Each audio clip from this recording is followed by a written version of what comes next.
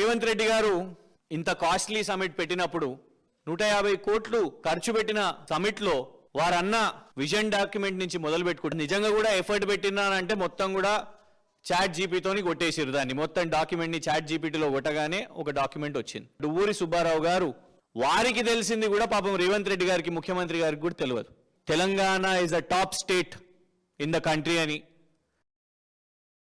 గురించి, జీడిపి గురించి, తెలంగాణ ప్రోగ్రెస్ గురించి ఆర్బీఐ మాజీ గవర్నర్ దువ్వూరి సుబ్బారావు గారు కానివ్వండి, టోనీ బ్లేర్ గారు మాజీ బ్రిటన్ ప్రధానమంత్రి వారు వచ్చి తెలంగాణ రాష్ట్రం గురించి 10 సంవత్సరాల కేసీఆర్ గారి పాలన గురించి గొప్పగా మాట్లాడుతుంటే మరి రేవంత్ రెడ్డి గారు దాంతోనైనా పాఠాలు నేర్చుకోవాల్సిన అవసరం ఉన్నది. ఇవాళటి వరకు నిర్మాణం చేయనటువంటి ఎలాంటి కట్టడాలు కూడా కేవలం ఏఐ గ్రాఫిక్స్ గా చూపెట్టారు. మరి ఎన్నో చారిత్రాత్మక కట్టడాలు రీజువినేట్ చేస్తూ, రెనోవేట్ చేస్తూ, బ్యూటిఫై చేస్తూ చేసిన ఎఫర్ట్ గత ప్రభుత్వం వాటిని ఏమిటిని కూడా చూపెట్టకుండా కేవలం ఏఐ ద్వారా నడిపించారు సమిట్ని.